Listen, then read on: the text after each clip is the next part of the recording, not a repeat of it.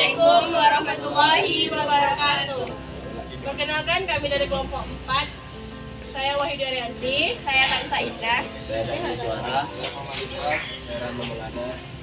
Di sini kami akan menjelaskan tentang perkembangan teknologi transportasi.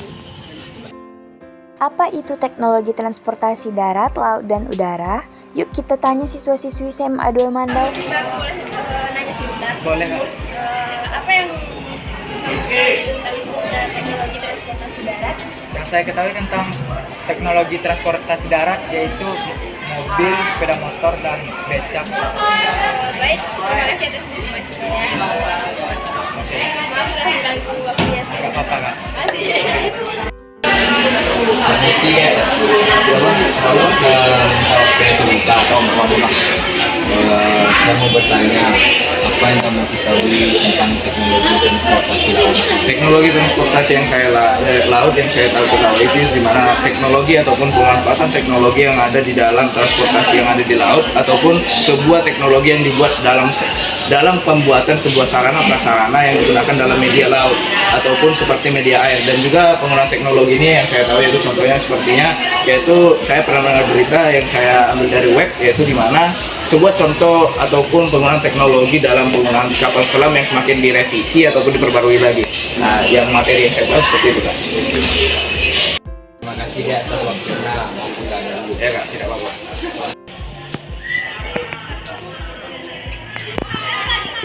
Apa yang kamu ketahui tentang teknologi transportasi di udara? Bisa kamu jelaskan? Yang saya ketahui transportasi udara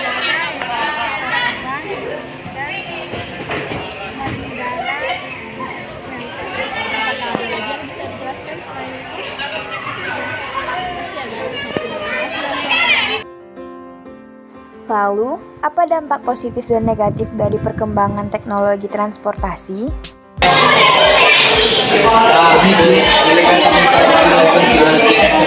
Kakak ingin menanyakan tentang dampak positif transportasi. Oh, dampak positif transportasi itu kayak memperpendek jarak, rekreasi, terus menggunakan fasilitas itu juga bisa. Itu aja sih yang saya tahu. Terima kasih atas waktunya. Apa dampak negatif dari perkembangan alat transportasi? Dampak negatifnya itu banyak sekali sih, Kak. Yang pertama itu masyarakat menjadi tergantung terhadap transportasi. Yang kedua itu masyarakat kehilangan sikap mandirinya. Yang ketiga itu dapat menyebabkan kemacetan. Yang keempat itu dapat meningkatkan polusi suara, yang sehingga masyarakat menjadi terganggu. Yang kelima itu dapat menyebabkan meningkatnya kecelakaan lalu lintas. Terima kasih ya. Nah, itu tadi adalah beberapa informasi pengetahuan seputar teknologi transportasi dari beberapa siswa-siswi SMA 2 Mandau. Lalu, bagaimana sih sebenarnya perkembangan teknologi transportasi? Transportasi merupakan salah satu penunjang dalam kehidupan sehari-hari, baik di pedesaan maupun di perkotaan, di mana transportasi dapat mempermudah untuk menuju ke suatu tempat yang dituju. Dalam perkembangannya, transportasi dari masa ke masa terus bergerak perlahan, bahkan terus berevolusi secara sedikit demi sedikit. Dulunya, moda transportasi dibantu dengan pemanfaatan hewan untuk perjalanan di darat dan penggunaan rakit untuk perjalanan yang melintasi sungai. Perkembangan transportasi setelah zaman industrialisasi berjalan dengan sangat cepat. Inovasi berkembang sangat cepat, demikian juga penggunaan transportasi berjalan dengan sangat cepat.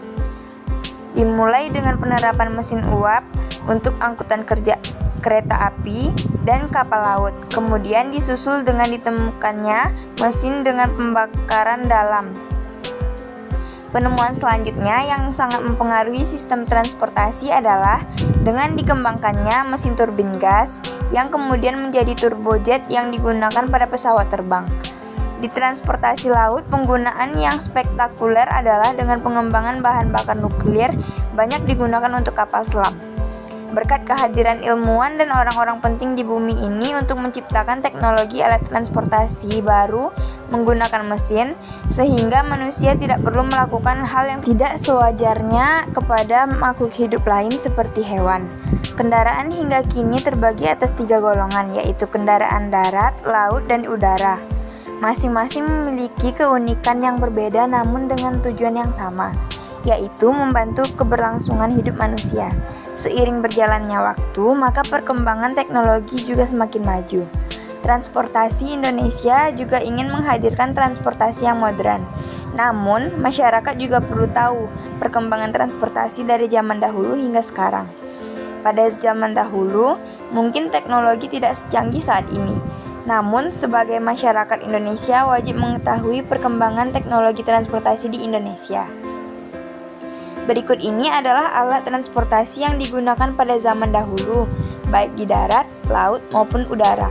Di antaranya adalah penggunaan alat transportasi darat. Pada zaman dahulu masih menggunakan alat transportasi yang sederhana. Untuk pengguna alat transportasi darat pada masa itu masih menggunakan pedati, delma, dan juga kuda. Hal itu dilakukan dengan tujuan untuk memindahkan barang dari suatu tempat ke tempat yang lainnya. Karena penggunaan alat transportasi yang masih tradisional, maka waktu tempuh pun sangat lama dan juga terbatas. Pada zaman dahulu, kendaraan tersebut dilakukan untuk membantu kegiatan sehari-hari. Kemudian mungkin sekarang masih ada beberapa masyarakat yang menggunakannya, namun sudah jarang. Kemudian muncullah sepeda pertama yang tidak memiliki pedal atau kayu. Setelah itu, seseorang berasal dari Skotlandia menemukan pedal atau kayu pertama untuk sepeda di roda belakang. Pada masa itu, sepeda merupakan alat transportasi yang sudah cukup modern.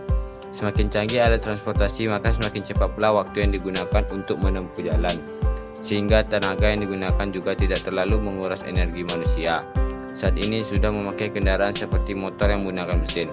Kendaraan bermesin ditemukan ketika mesin uap muncul, lalu dibuatlah seperti sepeda motor, mobil, dan juga kereta api yang lebih modern. Kendaraan-kendaraan tersebut juga mengalami perubahan maupun kecepatan, seperti yang sudah ada baru-baru ini, yaitu MRT atau kereta yang memiliki waktu tempuh yang sangat cepat. Penggunaan alat transportasi laut. Bukan hanya di darat saja, namun di laut juga memiliki alat transportasi yang digunakan oleh masyarakat. Namun pada saat itu masih menggunakan alat transportasi yang terbatas, yakni hanya dengan perahu dayung yang dirakit.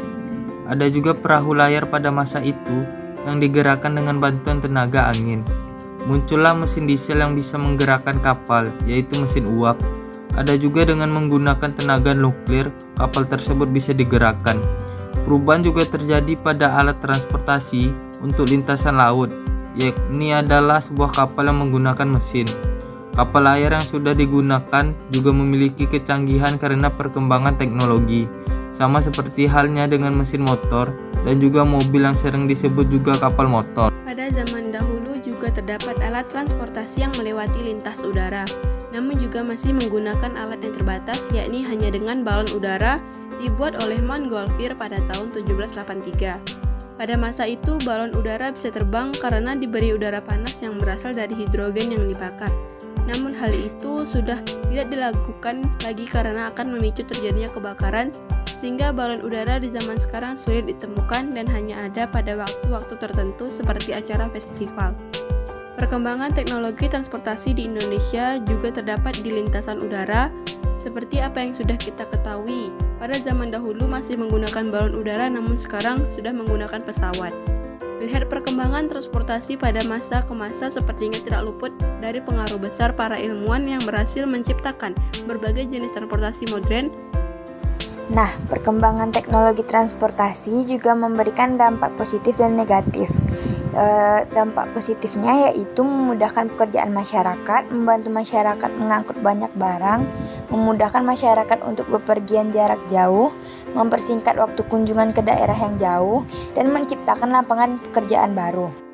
Sementara dampak negatifnya yaitu masyarakat menjadi bergantung terhadap transportasi dan kehilangan sikap mandiri, menyebabkan kemacetan, meningkatkan polusi suara yang dapat mengganggu aktivitas masyarakat, meningkatkan risiko kecelakaan lalu lintas, dan yang terakhir meningkatkan pola hidup konsumtif. Sekian